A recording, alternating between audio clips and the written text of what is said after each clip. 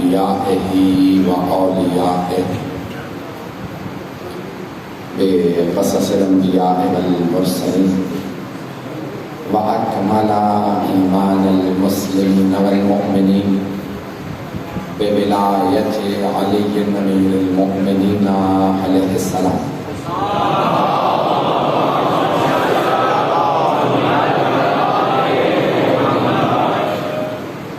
والصلاة والسلام والتحية والإكرام على أفضل الموجودات العبد المؤيد والرسول المسدد المصطفى الأمجد المحمود الأحمد أعني أبا القاسم محمد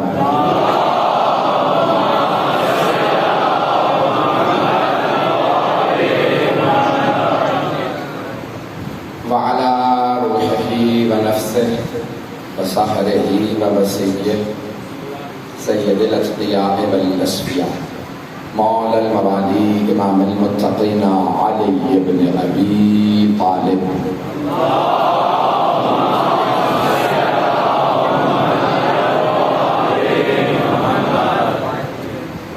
وعلى أوصيائه لا سيما بقية الله في الأرضين روحي وأرواح العالمين لتراب مقدمه الفداء واللعنة الدائمة على أعدائهم أجمعين من الآن إلى قيام يوم الدين.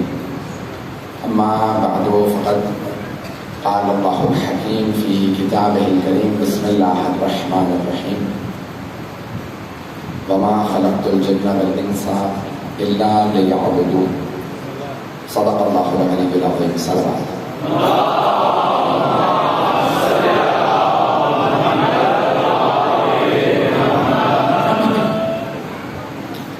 اعزائے گرامی، متعدد موضوعات کی آتے ہی مجھ سے درخواست کی گئی ہے، میں سارے موضوع تو پیش نہیں کر سکتا، ایک ہی موضوع کو جاری رکھوں گا۔ مجھے بتایا گیا ہے کہ چوتھے امام علیہ السلام کے تابوت کو برآمد کیا جائے گا، علم مبارک برآمد ہوگا، تو میں نے اسی لیے یہ عنوان قرار دیا۔ تو مفہوم میں نے عبادت کے مفہوم کو لیا ہے کیونکہ مولا کا لقب ہے زین العابدین۔ توجہ ہے میرے ساتھ؟ مولا کا لقب زین العابدین، عابدوں کی زینت۔ حضرت گرامی، اتنے عبادت کرنے والے ہیں لیکن عابدوں کی زینت سید سجاد۔ عبادت کا مفہوم بعض اوقات ہمارے ذہنوں میں بڑا تنگ ہوتا ہے، بڑا محدود ہوتا ہے۔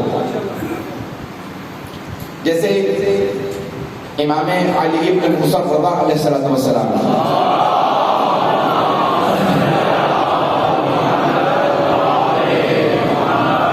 حدیث مبارکہ آپ فرماتے ہیں کہ لیست العبادۃ کثرۃ الصلاۃ والصوم، بہت زیادہ نمازیں اور روزے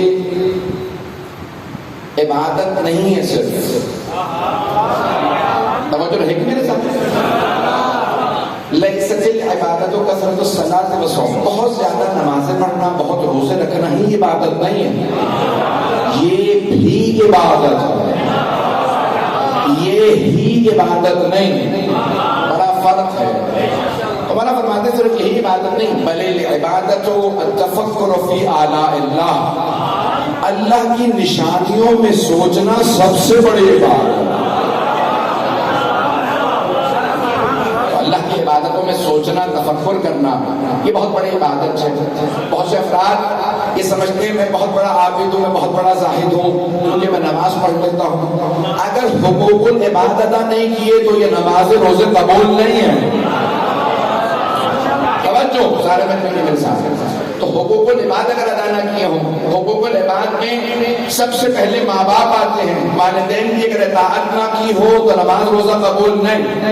توجہ، ماں باپ کی اگر اطاعت نہ کی ہو، فرما برداری نہ کی ہو تو انسان کی عبادت قبول نہیں ہے۔ اور حبیب خدا فرماتے ہیں انا وعلی ابوا هذه الامہ، میں اور علی اس امت کے باپ ہیں۔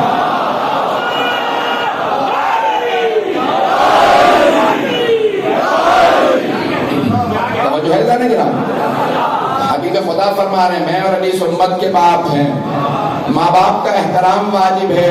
اپنے ماں باپ اگر حکم دیں اللہ کے حکم کے برخلاف تو قرآن کہتا ہے فلا تطعہما، تو اطاعت نہ کرنا. دین پہ عمل سے روک دیں تو ان کی اطاعت واجب نہیں. توہین جائز نہیں ہے لیکن اطاعت واجب نہیں. لیکن جہاں نبی اور آل نبی کی بات آتی ہے وہاں پہ کہیں نہیں کہا اطاعت نہ کرنا. ان کی ہر حالت میں اطاعت واجب ہے کیونکہ ان کا کوئی امر کوئی حکم اللہ کے حکم کے برخلاف نہیں ہے. چلیے گا میرے ساتھ. تو میں عبادت کے مفہوم کو پیش کر رہا ہوں. عبادت کا مفہوم بہت وسیع. یہاں تک کہ معصوم علیہ السلام سے سوال کیا گیا کہ مولا میں عبادت کرنا چاہتا ہوں، تو آپ نے فرمایا خود حبیب خدا کی حدیث کہ بہت سی چیزوں کو دیکھنا بھی عبادت ہے. کچھ لوگ تو پہنچ گئے، کچھ لوگ شاید کرنے کی وجہ سے چاہتے ہیں انگلی پکڑ کے پہنچاؤ. تو اللہ نے کہا النظر الی الکعبۃ عبادت، کعبے کو دیکھنا بھی عبادت ہے. النظر الی المصحف عبادت، قرآن کریم کو دیکھنا بھی عبادت ہے. النظر الی وجہ علی عبادت، علی کے چہرے کو دیکھنا بھی عبادت ہے. والدین کے چہرے کو، النظر الی الوالدین حبیب خدا کی حدیث ہے، ماں باپ کے چہرے کو دیکھنا بھی عبادت ہے. توجہ میرے ساتھ رکھیے گا. تو ایسا گرامی اب کی بہت سی چیزیں عبادت ہے. اب جناب امیر کے چہرے کو دیکھنا بھی عبادت ہے. یہاں تک حبیب خدا نے فرمایا کہ علی کے چہرے کو دیکھنا عبادت. تو کسی صحابی نے سوال کیا یا رسول اللہ وہ جو بعد میں آئیں گے، کیا آپ نے فرمایا تھا کہ میرے بھائی علی کی شہادت ہو جائے گی؟ جو بعد میں آئیں گے کا ذکر علی عبادت، علی کا ذکر کرنا بھی عبادت ہے.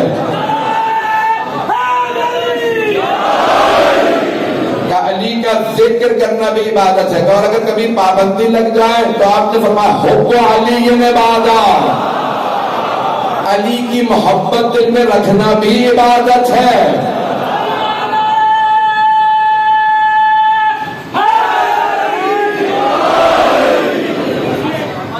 توجہ فرما رہے ہیں جانے کے نا مفہوم میں عبادت پیش کر رہا ہوں. میں ابھی بہت آگے جانا چاہتا ہوں. مفہوم عبادت جناب دیکھیں کچھ چیزیں تو عمل ہے. نماز عمل ہے، روزہ عمل ہے، حج عمل ہے، خمس ادا کرنا عمل ہے، زکوٰۃ دینا عمل ہے، جہاد عمل ہے، مجلس میں آنا عمل ہے. جب آپ نے نیت کی تھی مجلس میں جاؤں گا، عبادت وہیں سے شروع ہو گئی تھی. گھر سے نیت کر کے چلے. نوجوانوں کے لیے جملہ کہہ رہا ہوں، جب بھی آپ مجلس میں آئیں تو نیت کر کے آئیں والدین کی طرف سے جا رہا ہوں، مرحومین کی طرف سے جا رہا ہوں.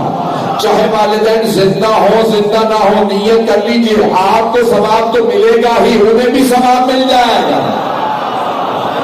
مجلسوں میں آنا عبادت ہے.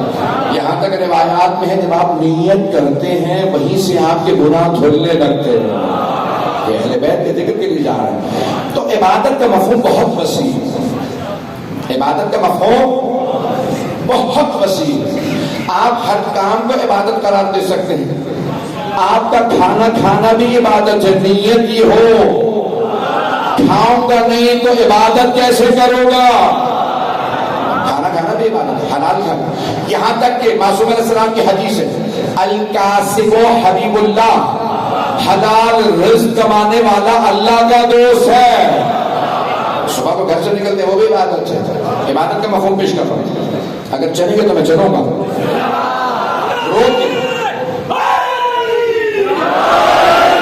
گرمی بہت زیادہ، میں مجلس پڑھ کے آ رہا ہوں، اس کے بعد بھی مجلس سے جہاں تک چلوں گا میری طرف تھوڑا ساتھ دیجیے گا. ایسا نہیں کہ بہت سے افراد میں ایک واقعہ پیش کرتا ہوں تاکہ جو نوجوان ہیں وہ میرے سے متصل ہو جائے. تو امام حسن مجتبیٰ علیہ السلام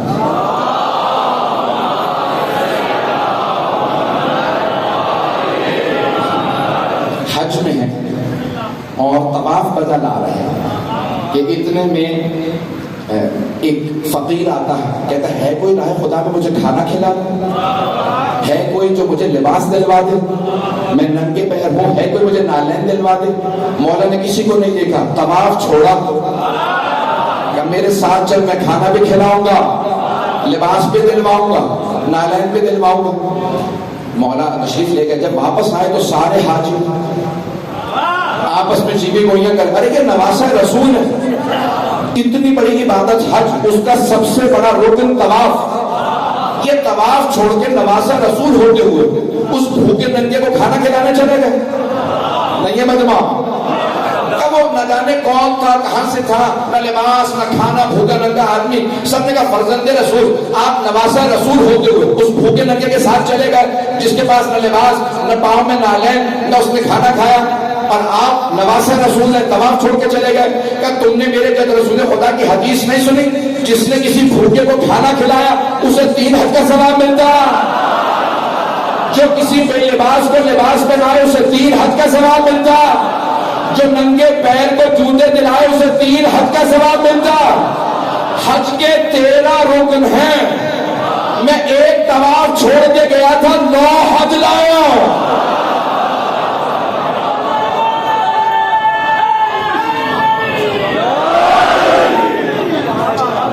اور فرما رہے ہیں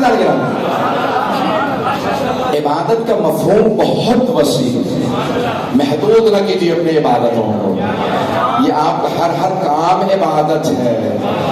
علی والا چلتا پھرتا عابد ہے کیونکہ دل میں محبت ہے۔ میں مفہوم پیش کر رہا ہوں تو بہت وسیع عبادت کا مفہوم، مجھے اس مفہوم کو پہنچانا، عبادت کا مفہوم بہت وسیع۔ چوتھے امام کا ایک غلام،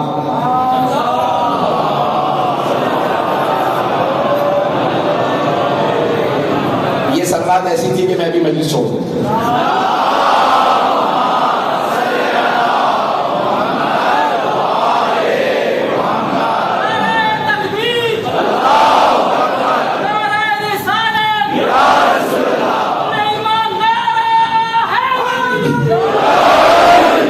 میں آپ کی محبتوں کا ممنون ہوں، جس پیارے انداز سے سن رہے ہیں، میں دیکھ رہا ہوں کہ حرارت بہت زیادہ ہے اور آپ بہت دیر سے تشریف فرما ہیں، لیکن ساتھ دیجیے گا گرامی کی عبادت کا مفہوم بہت وسیع ہے۔ جناب سید الشہداء حج سے کربلا جا رہے تھے،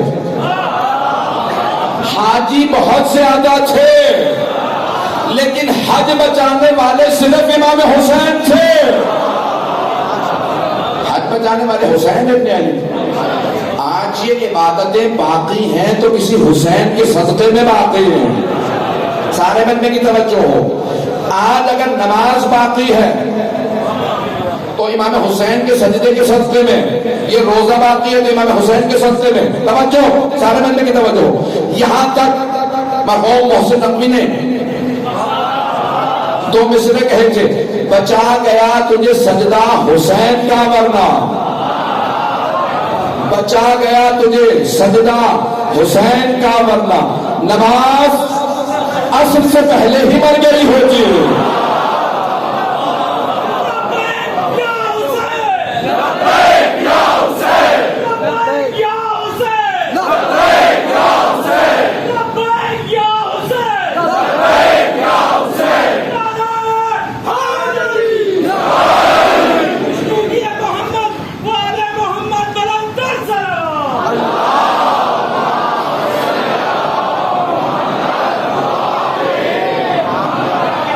جو فرما رہے ہیں زیادہ عبادت کا مفہوم بہت وسیع۔ تو چوتھے امام کا ایک غلام ہے کہ مدینے سے باہر ایک کتے کو کھانے کو کچھ دے رہا تھا، کسے؟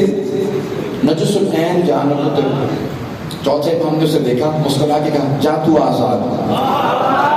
اس نے کہا مولا کہ آپ ناراض ہو کہ میں نجس العین کتے کو کچھ کھانے کو دے رہا تھا؟ مولا نے کہا نہیں، میں خوش ہوا ہوں۔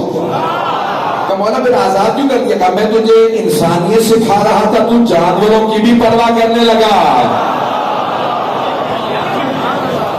عبادت کا مفہوم بہت وسیع، یہاں تک حدیث نبوی لکل کبد حرہ، ہمارا جگر ہے نا، پیغمبر فرماتے ہیں ہر گرم جگر کو ٹھنڈا کرنے کا ثواب نہیں پہنچا سکا۔ حدیث نبوی ہر گرم جگر کو ٹھنڈا کرنے کا ثواب ہے۔ آپ نے یہ نہیں کہا انسانوں کو پانی پلانے کا ثواب ہے، ہر گرم جگر کو ٹھنڈا کرنے کا جگر جانوروں میں بھی ہوتا ہے، جانور کو بھی پانی پلاؤ تو ثواب ہے۔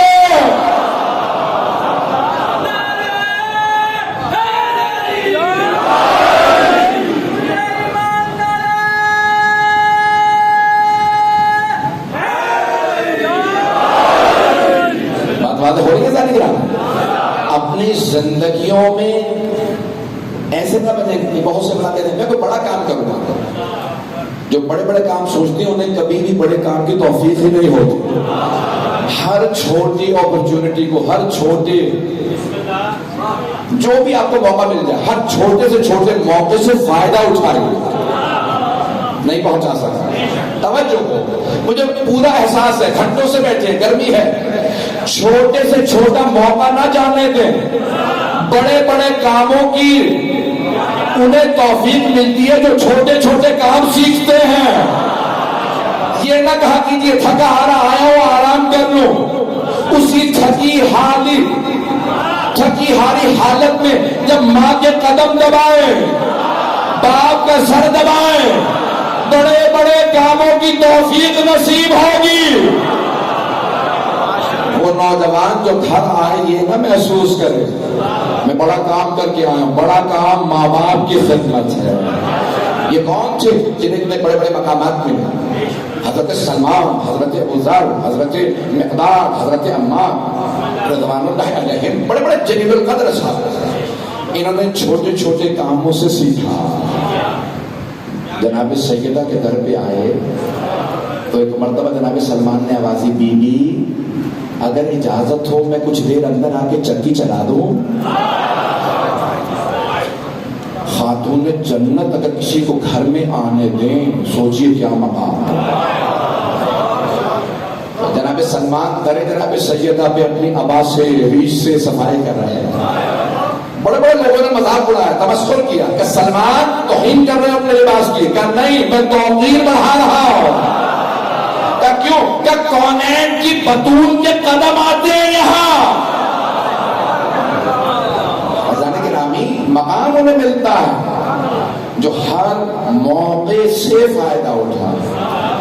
میں نوجوانوں کے لیے جملے پیش کر رہا ہوں، اسے جو تقاضے کیے گئے پوری کوشش کر رہا ہوں، اسی کے مطابق چوتھے امام علیہ السلام کی صحیفہ سجادیہ کا ترجمہ کیا ولیم چٹک نامی ایک انگریز نے، آکسفورڈ یونیورسٹی کا پروفیسر تھا، نام ہے ولیم چٹک، انگریزی کا سب سے اچھا ترجمہ اس کا مانا جاتا ہے۔ جب اس کو پیسے دیے محمدی ٹرسٹ والوں نے، شیعوں نے کہا کہ ترجمہ کر دے کتاب کا اس نے نام رکھا سالمز آف اسلام، زبور آل محمد، انگریزی میں ترجمہ کیا سالمز آف ڈیوڈ، جناب داؤد کی زبور، انگریزی میں اس نے ترجمہ کیا۔ ترجمہ کرتے کرتے شیعہ ہو گیا۔ کہا تو پروفیسر تھا، عیسائی تھا، تجھے کیا ہوا کہ تو مسلمان ہو گیا، وہ بھی شیعہ ہو گیا؟ کہ میں نے صحیفہ سجادیہ پڑھ لی تھی، مجھے اندازہ ہوا شیعوں کے ایک امام نے ایسی توحید بنائی ہے، ایسی توحید بیان فرمائی ہے کہ سارے عیسائی مل کے ایک ایسی دعا نہیں لکھ سکتے جیسے چوتھے امام نے دعائیں مانگی۔ نہیں ابھی تک مجمع اس سے پوچھا کہ بھئی انہوں نے دعائیں مانگی، اس میں کیا کہا؟ کہ تمہارا تعجب تب بڑھے گا جب پتا چلے کہ انہوں نے سکون میں بیٹھ کے دعائیں نہیں لکھی، قید سلاسل میں ایسی دعائیں مانگی ہیں کہ کوئی سوچ کے ایسی دعا لکھ نہیں سکتا۔ جو شیعوں کے چوتھے امام نے قید سلاسل، میرے بزرگ مجھے دعا دیں گے، میں ایک جملہ پیش کر رہا ہوں نوجوانوں کے لیے خاص طور سے۔ عزیزان گرامی، جو آپ نے محبت مجھے دے دی ہے میں ممنون ہوں آپ کی محبتوں کا۔ چوتھے امام علیہ السلام کیوں دعائیں مانگ رہے ہیں؟ مروان کی طرف سے، عبید اللہ بن زیاد کی طرف سے، عمر سعد کی طرف سے، یزید کی طرف سے امام کے خطبے پہ پابندی تھی۔ آپ خطبہ نہیں دے سکتے، امام نے کہا ٹھیک ہے خطبوں پہ پابندی لگا سکتے ہو لگا دو، تم دعا پہ تو پابندی نہیں لگا سکتے۔ امام دعا مانگنے بیٹھتے، گزرتا مجمع رک جاتا، کتنا درد سجاد کی دعا میں۔ امام دعا شروع کرتے توحید بھی بیان کرتے آل محمد کی عظمت بھی بیان کرتے اسی میں سب کچھ ہوتا تھا، اسی میں تمام معارف ہوتے تھے۔ میرے نوجوان، میرے بھائی، میرے بچے پڑھیں صحیفہ سجادہ ہے، کیسی کیسی دعائیں ہیں امام علیہ السلام کی۔ ایزان گرامی، امام نے ان دعاؤں میں بڑے بڑے معارف پیش کیے۔ اور سب سے عجیب و غریب چیز، دعا کیا چیز ہے؟ ایزان گرامی، میں میرے بھائی ہے، میں جانتا نہیں کسی کو بھی نام سے، کسی سے کہوں بھئی یہ مومن ہے، بھائی ہے، کہوں بھئی مجھے یہ چاہیے، مجھے پانی چاہیے اس وقت، مجھے یہ چاہیے، بتاؤں گا اسے جسے پتہ نہ ہو میری ضرورت کیا ہے، نہیں پہنچا سکتا۔ بتایا اسے جاتا ہے جسے ضرورت نہ پتا ہو، نہیں ہے، یا پھر اسے بتایا جاتا ہے جو بہتری نہ جانتا ہو۔ بھئی کوئی مجھے ٹھنڈا پانی دے، میں کہوں نہیں ٹھنڈا پانی نہیں چاہیے، گلا خراب ہو جائے گا، مجھے گرم پانی دے دو، اسے بتاؤں گا جسے پتا نہ ہو۔ یہ دونوں چیزیں اللہ پہ محال ہے تصور کرنا۔ وہ ضرورت ہماری ہم سے بہتر جانتا، وہ ہماری ضرورت ہم سے بہتر جانتا۔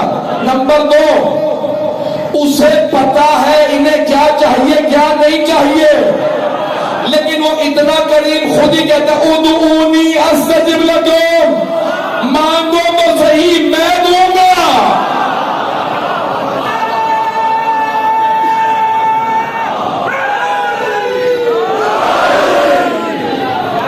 بات پہنچ رہی ہے جانے کی؟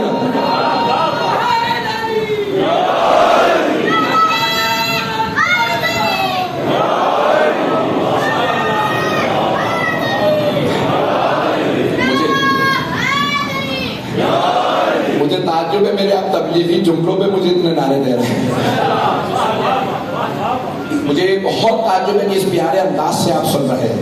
یہ بانیان نے مجھ سے کہا تھا کہ تبلیغی حضرت گرامی آل محمد کی عظمت اتنی زیادہ ہے کہ ان کا بڑے سے بڑا دشمن بھی اگر ان کے پاس آ جائے اور تعصب کی اینک اتار دے تو ماننے پہ مجبور ہو جائے گا ان سے افضل کوئی، تعصب کے دیکھے تو آل محمد سے دنیا میں کوئی بہتر نہیں، کوئی افضل نہیں۔ حضرت گرامی چوتھے امام علیہ السلام کے 2 پہلوؤں کو پیش کرنا چاہتا ہوں، ایک امام کی عبادت، دوسرے سجدے۔ نوجوانوں کے لیے خاص طور سے یہ واقعہ پیش کر رہا ہوں، آپ نے بارہا سنا ہوگا، مجھ سے بھی سنا ہوگا، اوروں سے بھی سنا ہوگا کہ مولا طویل ترین سجدے کرتے تھے، سجدے میں ہیں، آواز بلند ہوتی ہے، ارے محمد باقر کنویں میں گر گئے، امام معصوم بچپنے سے معصوم ہوتے ہیں، خطا نہیں کرتے، کھل کے نہ کہلوائیے، خطا نہیں کرتے تو گرے نہیں، گرائے گئے، مجھے تفصیل میں نہیں جانا، لیکن آواز کیا بلند ہوئی، محمد باقر کنویں میں گر گئے۔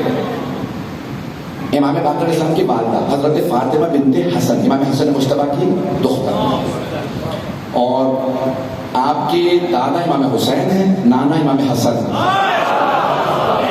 امام حسن امام باقر علیہ السلام۔ تو آپ کی والدہ نے حضرت فاطمہ بنت حسن نے اس حجرے میں آ کے مولا سجاد جہاں سجدے میں تھے بلند آواز سے رونا شروع کیا، کہا میرے سرتاج ہمارا بیٹا کنویں میں گر گیا، لیکن امام کا سجدہ طولانی ہوتا چلا جا رہا ہے، امام سجدے میں ہے، بہت دیر بعد سجدہ تمام ہوا، جب سجدے سے امام اٹھے تو ایک مرتبہ آپ کی زوجہ نے دیکھا کہ مولا اس وقت سجدے سے باہر آئے، آپ نے کہا کنیز خدا یہ آنکھوں میں آنسو کیوں؟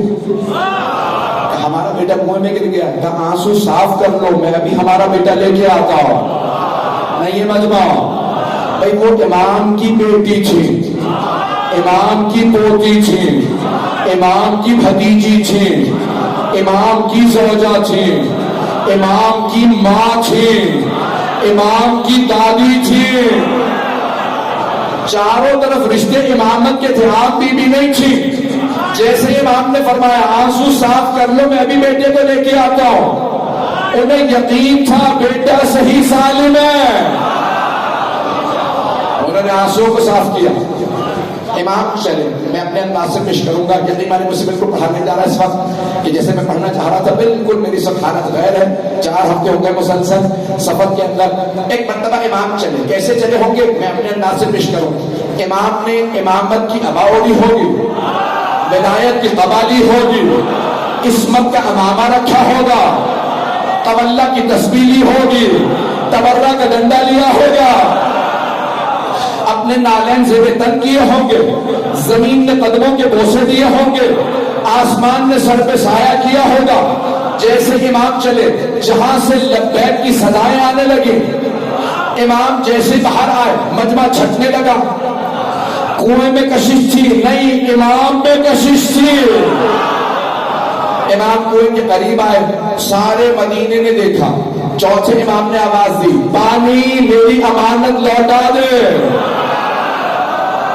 ایک مرتبہ کنویں کا پانی ابھرنے لگا, سارے مدینے نے دیکھا. پانچویں امام پانی کے اندر نہیں اوپر تشریف فرما تھے. چوتھے امام نے باہیں پھیلائی, میرے لال میرے پاس آ جائیے.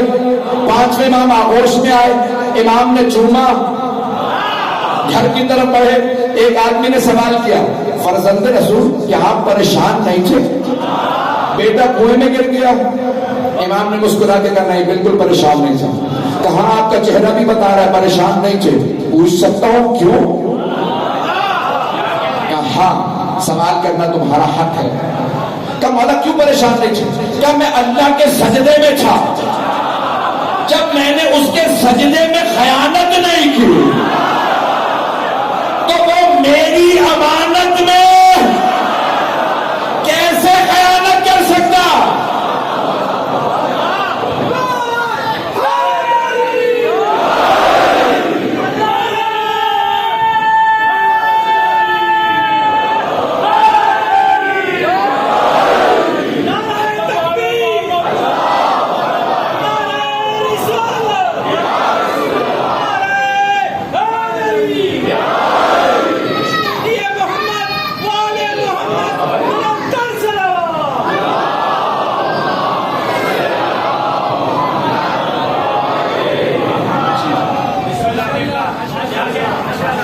جو ہے میرے ساتھ امام کے سجدے ایسے تھے.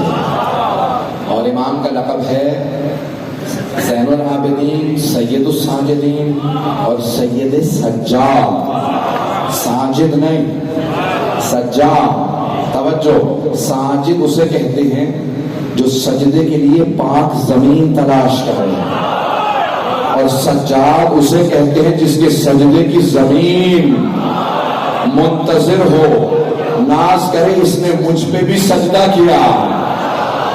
علامہ محمد باقر مجلسی نے بہار الانوار میں روایت نقل کی کہ امام باقر امام سجاد علیہ السلام کی, اس لیے سجاد کہا جاتا ہے کہ صرف پیشانی پہ نہیں, 7 اعضائے سجدہ ہیں, 2 ہتھیلیاں, 2 گھٹنے, 2 پاؤں, پیشانی کا 7 مقامات پہ سجدے کے نشان تھے.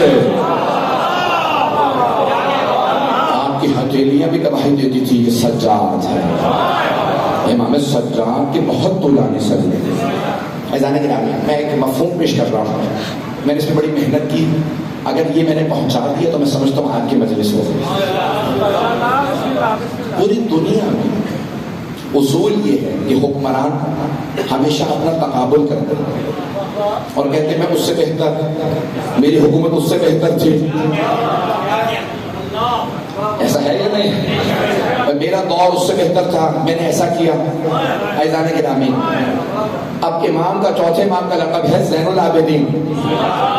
تو ایک آدمی نے سوال کیا, فرزند رسول آپ کا لقب ہے زین العابدین, کیا آپ کی عبادت زیادہ ہے یا آپ کے دادا علی مرتضیٰ کی عبادت زیادہ تھی؟ نہیں, یہ سارا مجمع, مجھے سارے مجمع کی توجہ چاہیے. کہ مولا آپ کی عبادت زیادہ ہے یا آپ کے جد, آپ کے دادا مولا مشکل کشا علی بن ابی طالب کی عبادت زیادہ تھی؟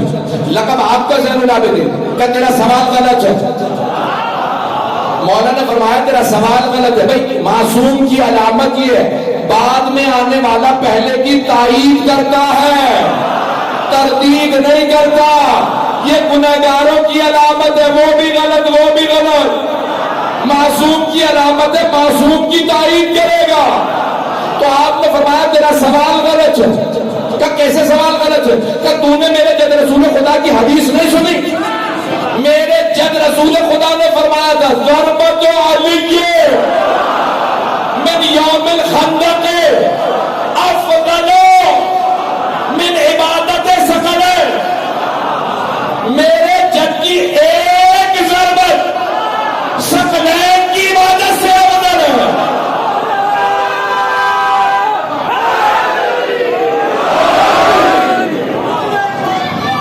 توجہ فرمائیے ذرا نگران.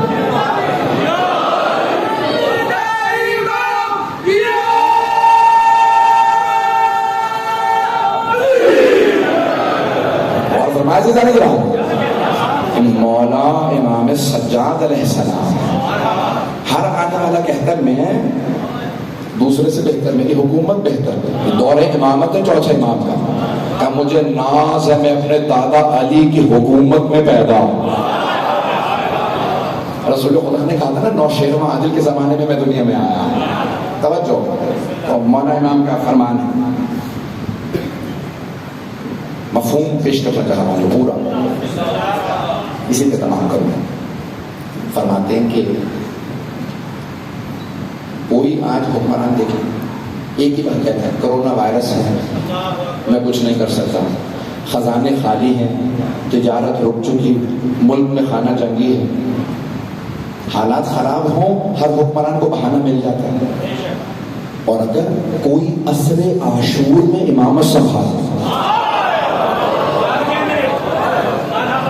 میں پہنچا پایا ہوں بزرگ ہے نا، اور اگر میں نے یہ پہنچا دی میں سمجھتا ہوں میری مجلس کو ساری دنیا کے حکمران کہتے ہیں حالات خراب تھے. کربلا سے زیادہ بھی کہیں حالات خراب تھے، کہیں عصر عاشور سے بھی دنیا کے حالات زیادہ خراب ہوئے. امام سجاد نے عصر عاشور میں امامت سنبھالی. عصر عاشور میں خدا کی قسم مولا نے پوری زندگی ایک شکوہ نہیں کیا. پروردگارہ کب امامت کی ہے؟ میرے بابا کا لاشا تبتی ریت پہ پڑا، میری پھپھیاں بے پردہ، ایک شکوہ نہیں مولا. کہیں اللہ سے نہیں ڈرتے، بار بار ایک ہی جملہ کہتے نظر آتے ہیں پروردگارہ میں تیرا کیسے شکر ادا کروں، تو نے ہم آل محمد کو جو عظمت دی ہے کسی کو نہیں دی، تو نے وہ آزمائشیں دی جو کسی کو نہیں دی، اور تو نے ہر آزمائش میں ہمیں کامیاب کیا. اس حالت میں بھی شکوہ نہیں کرتے، یہ نہیں فرماتے کہ میرے بابا مارے گئے، کہتے پروردگارہ میرے بابا شہید ہو کے بھی تیرے سامنے بعظمت ہے، اور وہ مار کے بھی ذلیل و خوار ہے. اور پھر پوری زندگی اس بات پہ روئے میں نے امامت کے بعد پہلا جو حکم صادر کیا وہ شام غریبہ میں علی و بطول کی بیٹیوں سے کہا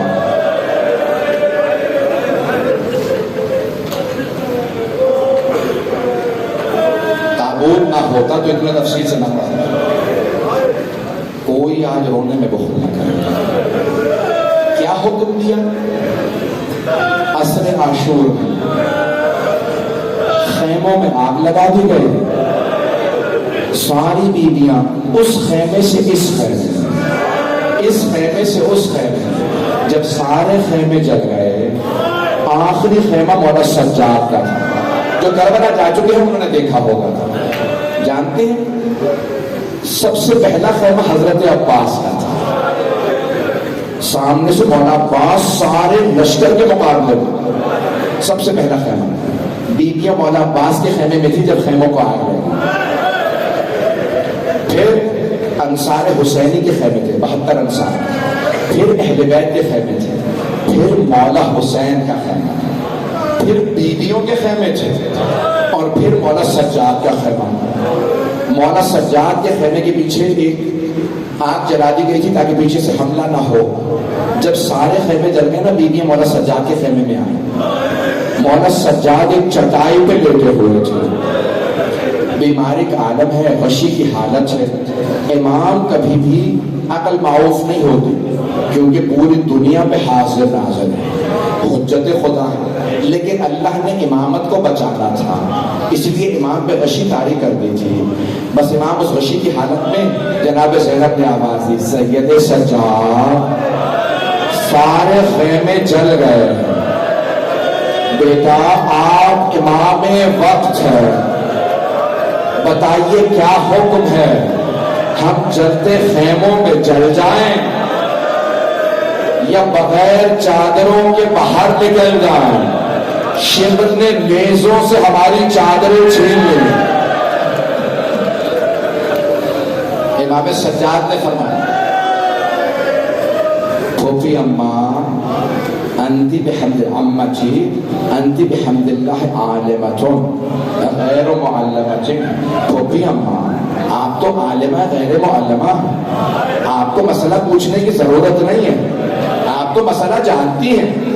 کہا ہاں بھتیجے مسئلہ جانتی ہوں، لیکن آپ امام وقت ہیں، میں چاہتی ہوں آپ حکم دے، جو آپ حکم دے ہم عمل کریں گے. مولا سجاد نے بے ہوش ہونے سے پہلے ایک جملہ کہا، پھوپھی اماں جان کا بچانا واجب ہے، بیویوں سے کہے خیموں سے باہر چلی جائیں. ساری بیویاں خیموں سے باہر آ گئی. حمید ابن مسلم نے سنت کرا دی، وہ کہتا ہے میں نے دیکھا ایک بوڑھی بیوی ہے، سر کے سارے بال سفید ہیں، کمر ٹوٹی ہوئی ہے. وہ بیوی بار بار جلتے ہوئے خیموں کے اندر جاتی ہے، بار بار دونوں ہاتھ کمر پہ رکھ کے کمر کو سیدھا کرتی ہے. میں سمجھ گیا اس بیوی کی کوئی قیمتی شے اندر رہ گئی، مجھے نہیں پتا کیا ہے. کہ میں دیکھ رہا تھا اچانک چلتے ہوئے خیموں کے اندر گئی، کسی جوان کا بازو پکڑا اور اس جوان کو سہارا دے کے کہا، سجاد ایک ہی تو مرد باقی ہے، سجاد باہر آ جائیے. بیوی نے کاندھے پہ سہارا دیا، باہر لیا. امامت کی محافظ بنی جناب زینب کبریٰ. بس بھی مجھ سے پڑھا نہیں جا رہا، 10 منٹ کی زحمت دوں گا، 5 سے 10 منٹ کی. آپ لوگ بھی بہت تھک گئے ہوں گے، آپ لوگوں کو پسینہ بھی بہت آ گیا ہے، آپ بھی زمین پہ بیٹھے ہیں، لیکن آپ اگر زیادہ روئیں تو کوئی تازیانے تو نہیں مارے گا. ہائے شام غریبہ، جب بیویاں روتی تھی شکر تازیانے مارتا تھا، اور رونے کی اجازت نہیں ہے.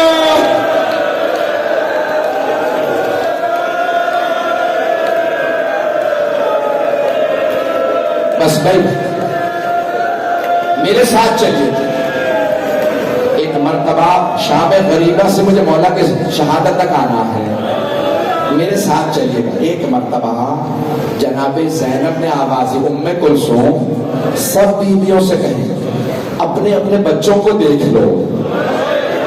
مولا علی کی ایک بیٹی کا نام ہے خدیجہ، انہوں نے آواز دی، بی بی میرے دونوں بچے گھوڑوں کی ٹانپوں تلے شہید ہو گئے.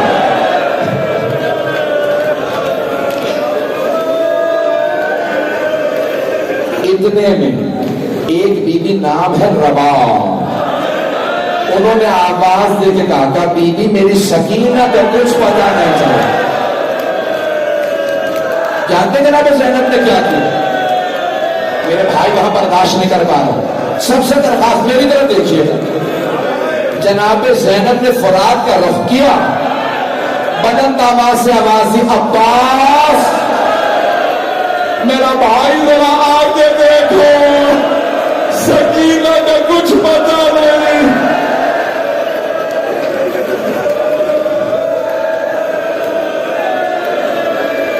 ہاتھ باندھ کے سوال کروں، اگر میری طرف دیکھیں، آپ نے دیکھا نا اگر کوئی خاتون بیوہ ہو اور اس کے چھوٹے چھوٹے بچے ہوں، اگر کوئی بچوں کو مارتا ہے نا فوراً سہارا تلاش کرتی ہے.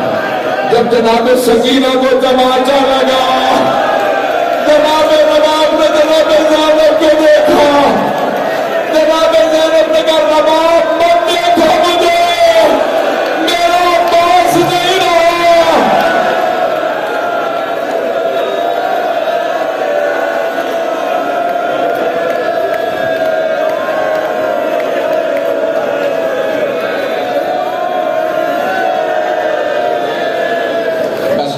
مولا عباس کا علم تھا نا، اس لیے میں نے مولا عباس کے بھی 2 جملے پڑھ دیے.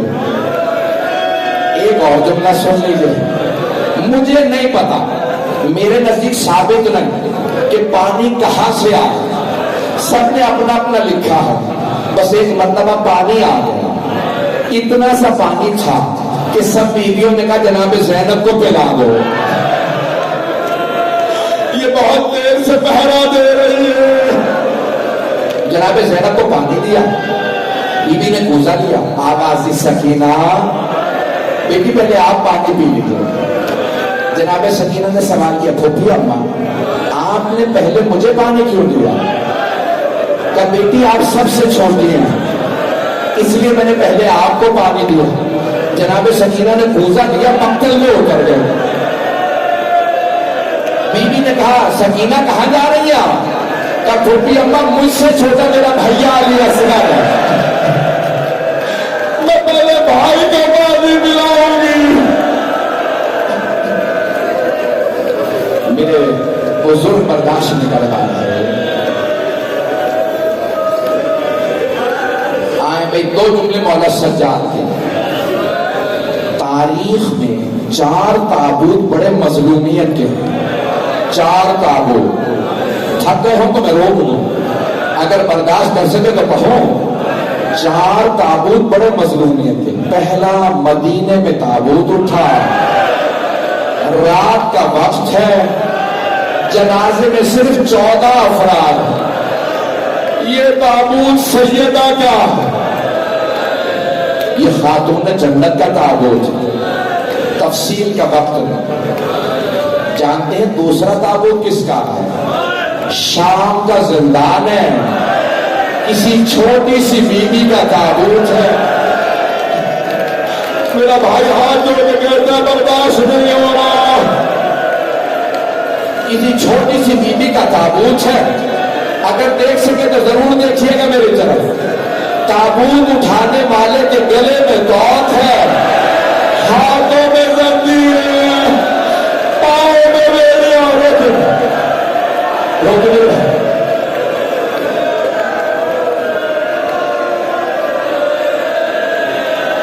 میرا بھائی بے ہوش ہو. آخری جملہ 2 سے 4 منٹ، 2-4 منٹ کے مسافت میری طرف. تابوت اٹھانے والا ہے میری طرف. آپ جانتے ہیں نا جب قبر بنائی جاتی ہے تو ایک لاشا دیتا ہے، دوسرا لاشا لیتا ہے. میرے مولا نے تابوت اٹھایا، مولا سجاد نے بہن کا جانتے کیا کہا؟ او 72 کے عزادار بابا، اپنی بیٹی کا لاشا. اجرت کھانا لا جانا، اجرت 2 تابوت اور. تیسرا تابوت اختتام پہ بیان کروں. چوتھا تابوت سن لیجیے. پلے بغداد ہے، کسی غریب امام کا لاشا ہے. 4 مزدوروں کو پیسے دے کے اٹھوایا گیا.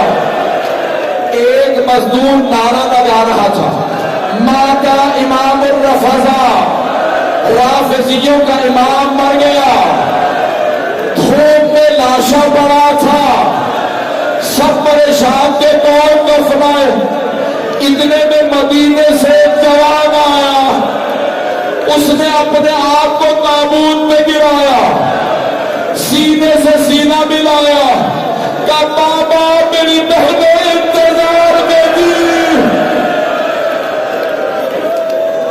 یہ امام رضا اپنے بابا امام موسیٰ کاظم کے تابوت پہ تھے.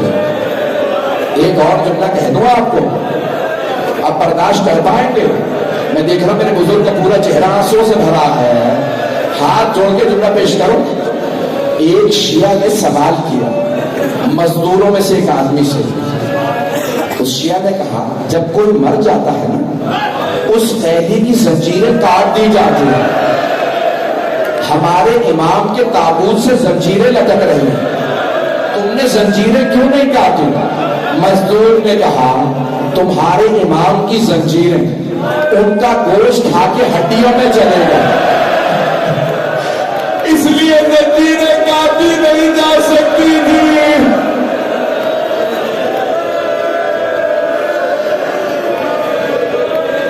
دنیا میں بس 2 تابوت ہیں، کہیں بھی اٹھے نا ان پہ زنجیریں ہوتی، ایک 7ویں امام کا، دوسرا 4تھے امام کا۔ میں نے کہتے 4 تابوت، 4تھا بھی سن لیجئے، یہ 4تھا تابوت امام سجاد کا ہے۔ آپ جب تابوت کی زیارت کریں گے نا، بس 2 منٹ، تابوت برآمد ہو رہا، 2 منٹ روکیں گے، علم بھی آ رہا ہے، تابوت بھی آ رہا ہے۔ آج مردوں میں کوئی ہو نہ ہو، میرا دل کہتا ہے خواتین میں 2 بیویاں ضرور آئیں، دونوں شام سے، ایک پھپھی دوسری بہن، ہمارا قید کا مولا۔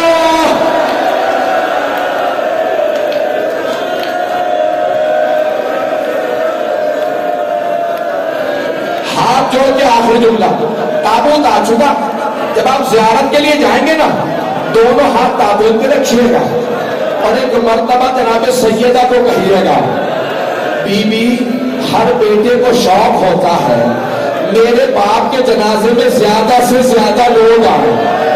امام باقر سے امام سجاد نے کہا، میرے باقر بیٹا میرا غسل خود دیجیے گا، میرا کفن آپ خود پہنائیے گا، میرا جنازہ خود پڑھائیے گا، مجھے جنت البقیع میں میرے چچا حسن کے پہلو میں دفنائیے گا، لیکن زیادہ لوگوں کو نہ بلائیے گا۔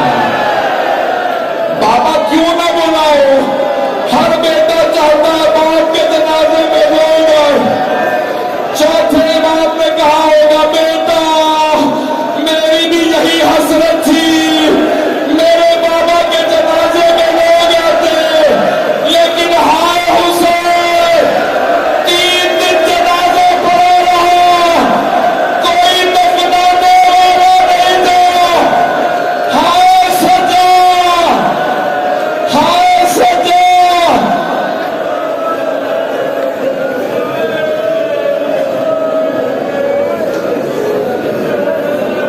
جزاک اللہ، ماشاءاللہ، خداوند کریم ان کی عزاداری کو اپنی بارگاہ میں قبول